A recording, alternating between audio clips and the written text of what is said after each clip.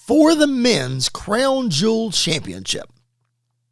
The defending champion, Cody Rhodes, which I'm not sure exactly if that's how that's going to work every year, but nonetheless, the defending champion, Cody Rhodes, and also current undisputed WWE champion, Cody Rhodes, taking on the world heavyweight champion, Seth Rollins, in part 4 of this incredible rivalry between these two. And Cody is quick to remind Seth Rollins that he's 3-0 against him. And for those of you who might be new to the world of wrestling, go watch that package that was aired last week and tonight. We'll talk about both of those.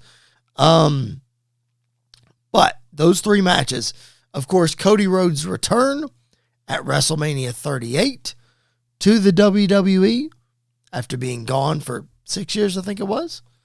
And then they turn around at WrestleMania Backlash, went at it again. And then the famous torn pec Hell in a Cell match, Cody Rhodes won as well.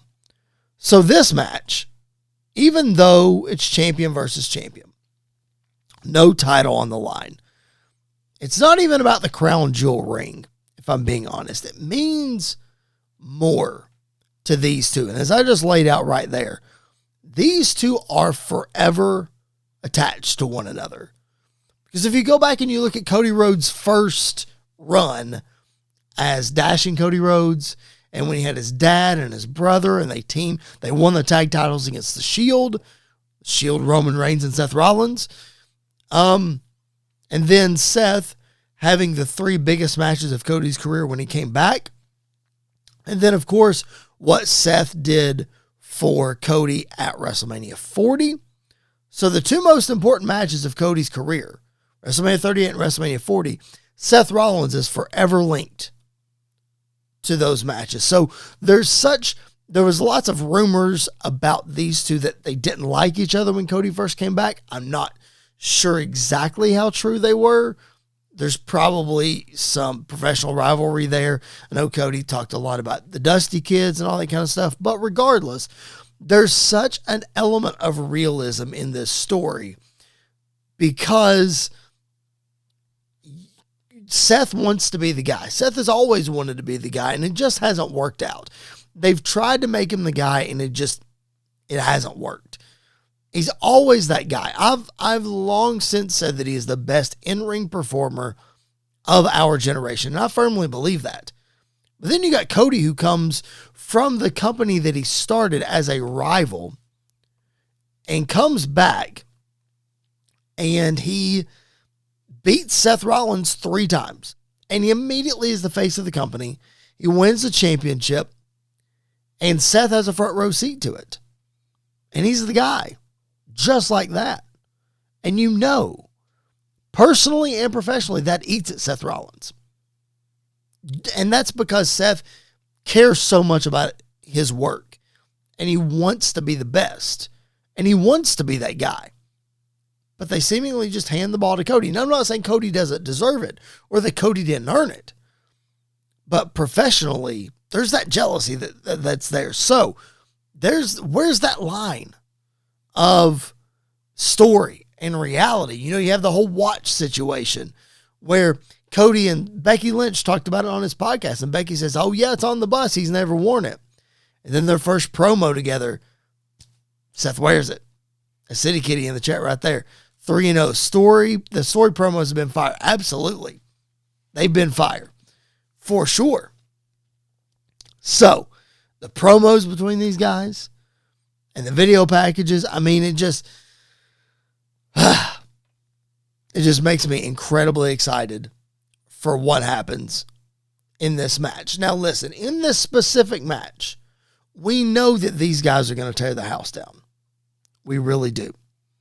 Because you can't have these 2 guys in the ring going against each other and it not be an incredible match. But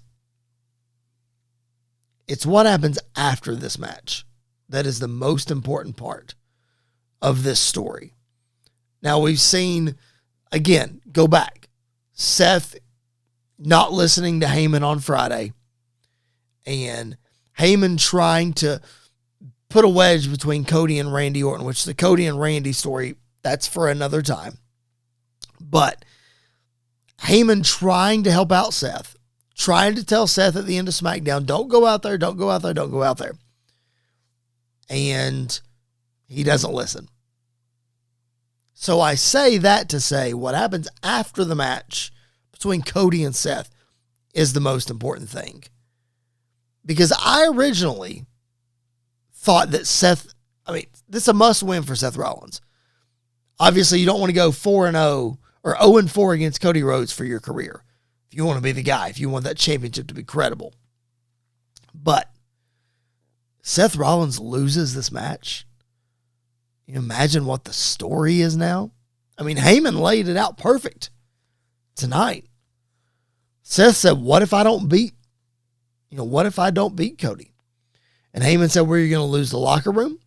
You're going to lose the faith of Bronson Reed and Braun Breaker. And it raises questions about your vision. And if you're a second-rate champion and all that kind of stuff. And Seth said, well, what about you, Paul? And Paul Heyman said, he will question if you made the right choice for Seth Rollins over Roman Reigns. That look from Paul Heyman right there. I mean, you talk about, I just got through talking about the Usos and Roman Reigns and how great that story is going to be. This story right here is so good. Because it seemed like a forced partnership to begin with. And a lot of people were saying, oh, it doesn't make any sense. They don't have any history. And, oh, it's just not working. And Heyman and Seth just don't look right together. Well, what I will point out is the last time this sort of happened, Seth Rollins cashed in Money in the Bank at SummerSlam. And it was all was a ruse. And Seth Rollins and Paul Heyman all was right in the world. But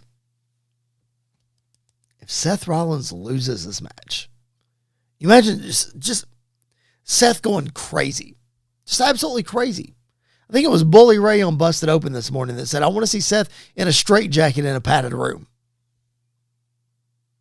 Like you've got Becky going on and on and on about losing to Maxine Dupree via count out and all the stuff that she was saying last week, and Seth just basically ignoring her, letting her go on and on. Seth is in his head in this match. And I can't wait to see what happens when Seth loses. So that's my official prediction. I think Cody Rhodes wins this match just for the sake of the story. Just for the sake of the story. Because it's like, I don't know.